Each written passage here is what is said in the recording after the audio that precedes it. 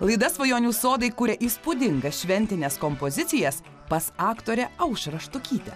Danguolė ir Henrikas Tautkai iš Floros simfonijos mums pasiūlys patarimų, kaip sukurti kompozicijas ir su kambariniais augalais. Pasidarysim tokį ant kotelio, kad būtų patogu. Jeigu nepatiks, perdėsim į kitą vietą. Tai ką, paruošta vieta? Prašom. Dar vienas mini sodas namuose. Taip, čia priekis bus, kaip iš mano pusės. Taip. Opa. Va, kaip gražiai. Žinau, čia labai tiks mano draugo tapytas paveikslas, vadinasi arkliai. Va.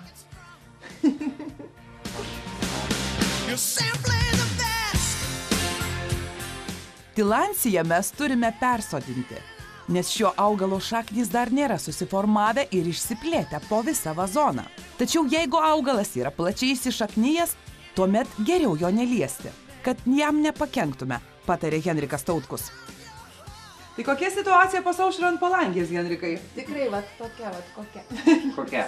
Turite felinopsį orchidėją, kuris matosi pagal lapų kiekį, kad tikrai viskas yra idealiai gerai jam. Gal tik nebent reikia pažiūrėti, ar jam ne per daug vandens yra, nes aš įsivaizduoju, kad vandenuko per daug ir šaknim, matot, jos gelsta. Aha. Va, kaip matot. Ir tiesiog negalima palaiščius palikti vazoną. Taip, ir jau dabar reikėtų kokią savaitę ar dvi tiesiog, kad būtų lėkštutėj padėta ir gautų šviesos ir šaknis atsigaudinėtų. Dažnai mūsų žmonės irgi klausia apie orchidėjų priežiūrą, tai jie sako, kad greičiausiai tai yra vienkartinis augalas, jis tiesiog nužydi ir antrą kartą tikėtis iš jo žiedų yra... Kaip tik apie būtent felinopsį orchidėją, tai mažiausiai priežiūros reikalaujanti ir žydi.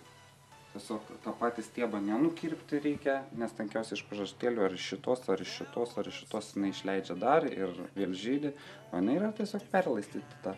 Bet dar matosi, kad labai sveiki lapai ir pakankinus 2-3 savaitės atsigaus. O va šitą va nudžiūvusi viršūnėlę. Jo, šitą galima nukirpti tiesiog, va taip, tas ta vieta ir viskas. O persodinant tiesiog reikės Peršviečiamųjų indų persodinėti, kadangi būtų dar labai visos sveikos šitos šaknis, tai galėtume kažką bandyti ir sodinti laikiną vazoną, bet šiuo metu tai grinai reikia šviesos šaknim. Kadangi atsivežę turim kaktus su žemės, tai kaktusą galim persodinti, su drenažu padarysim. Kiek laiko jis persodinamas yra iš tikrųjų? Ką galit patarti? Šitą tai reikia persodinėti, matau, kad jam pagal augalo dydį yra per mažas vazonas. Galim gal išimti parodyti? Taip, galim drąsiai. Oi. Jo šaknis, matot, yra išleistos net iš apačios išėjusios, jau matosi, kad ten tikrai ankšta šitam vazonėlį. Ir bandysim patobulinti jį. Toliau matau, kad turite gebenį. Taip. Ir pavasarį galima į lauką sodinti, arba iš jų galima ir kažkokią kompoziciją padaryti į jūsų šitą krepšį. Ok. Tai va, taip. O čia tai jam iš viso vazonas labai yra per didelis. Per didelis Čia tilancija iš vis yra. Danguolė, tilancija. Jo, tilancija. Tos visus rudus reikia nupešti. O kodėl jas reikia pešti? Todėl, kad augalui kvėpuoti geriau yra, jisai nereikalingas ir grožio nesuteikia. Kaip pastebi Henrikas Tautkus, šis augalas taip pat yra pasodintas į per didelį vazoną. Tai jisai didesnis augs, jeigu didesniam vazone. Taip, ne. Atvirkščiai yra, jeigu į didelį labai vazoną mažą augalą pasodinam, tai formuojasi šaknynas ir auga šaknis. O pats augalas stovi vienoje vietoje. Aišku, Tai gal dabar tų šaknų priaugs pilnas vazonas, o augalas... O tada pradės pats augalas. O, košmaras. Ir tankiausiai žmonės mažą augaliuką sodina į labai didelius vazonus ir įsivaizduoja, kad čia pasodinau 20 ar 10 metų ir tam vazone jis augs. Bet tai yra, kadangi visas šakninas formuojasi, turi daug žemės ir eina į gilį šaknis. Ir geriau atitinkamą pagal vazoną, pagal proporciją sodinti, rinktis dydį vazoną. Jeigu mažas augalas, tai augalas turėtų būti sodinamas į panašų vazoną. Jeigu augalas didelis, į didelį. Ir tankiausiai visi Lietuvoje augalai būna pradžioje tose vienkartinėse plastmasinėse induose. Tai jeigu tas indas yra plastmasinis, tai reikėtų kažkur 5 cm didesnį sodinti, o ne 20 ar 15. Kaip aš padariau, taip nedarykit. Aš norėjau kaip geriau, bet gavos kaip visada. Henrikas ir Danguolė Tautkai parodys, kaip atnaujinti, papuošti ir dekoruoti vazoną su laimės medžiu. Tokį dekoravimą mes galime padaryti visoms savo kambarinėms gėlėms. Vis tik tai šį augalą žinau, kad vadina pinigų medžiu, bet Henrikas ginčijasi. Jį vadina laimės medis. Laimės medis. Laimės medis tai yra? Pinigų medis yra zamija, zamenhulta, jeigu lotiniškai, o čia yra laimės medis. Ir gal yra jie panašus, tik tai pinigų medis daugiau blizgantis lapai yra, irgi masyvūs lapai, kaip ir šito yra. Tai kaip tos laimės, ar pas Aušrą yra pakankamai namuose laimė? Pažiūrėjus į medį, tai viskas idealiai, gražiai auga. Tai galima pasakyti, o čia pagal vazoną tai visas tėlas medis. O sakykit dabar... Vėl per didelis. Irgi per didelis. Irgi per didelis. O, Bet už Bet tai... labai įdomus sprendimas, o kybira. Aš ten dar kibirę su viniu tokias padariau skylutes. Bet labai gerai padaryta, kadangi tas laimės medis, labai yra sunkus jo lapai ir pasodins į lengvą keramikinį indą ir jis gali tik būti ant šono ir pusę lapų. Ir tik tai rekomenduotina jį sukti vis. Sukalioti. Jo, kad nenuaugtų viena kryptimi. Matosi, kad jūs laisto tiesiai iš krano su vandeniu. Tai va. O iš ko matosi tai Dėl to, kad yra kalkės? Taip. Iš karto nenusistovėjusiu vandeniu. Dabar, kad mes įspręstume bėdą, gelbėtumėm, mes paimsim, gražiai nurinksim šitos gražius papuošimus.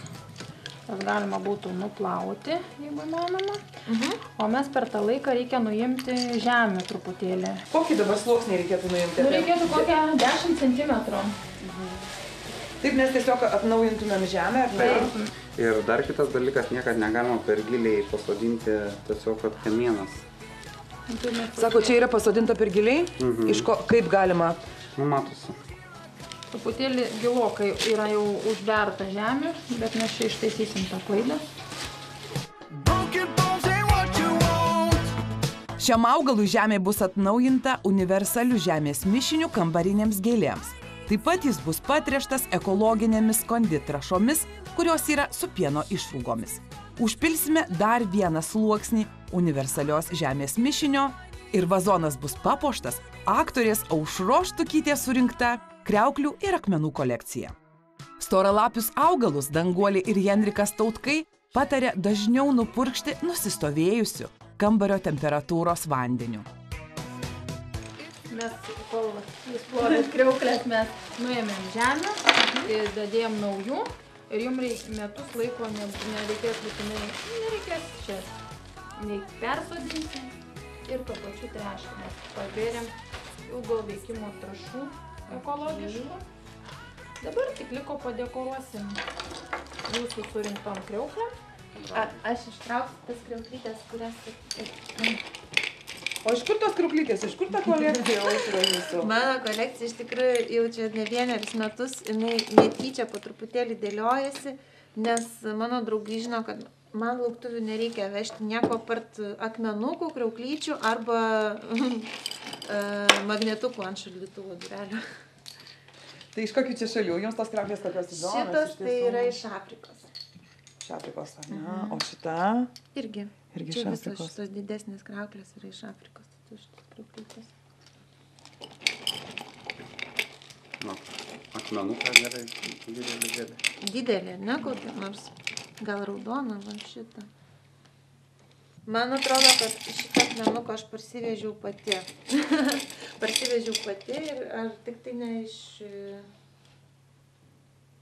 Estijos. Jo, mes buvom išvažiavę į Estiją su spektakliu į festivalį ir aš pasiėmiau akmenį.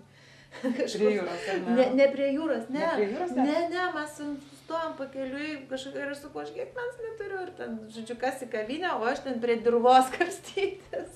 Tai tai va šitas trilitrinis ir yra jūsų kolekcija iš viso pasaulio. Jo, iš tikrųjų turiu čia ir iš Australijos. Aš jau tikrai neatgaminsiu dabar kas iš kur, bet yra ir iš Australijos, ir iš Pietų Amerikos, ir iš Šiaurės Amerikos, ir iš Afrikos.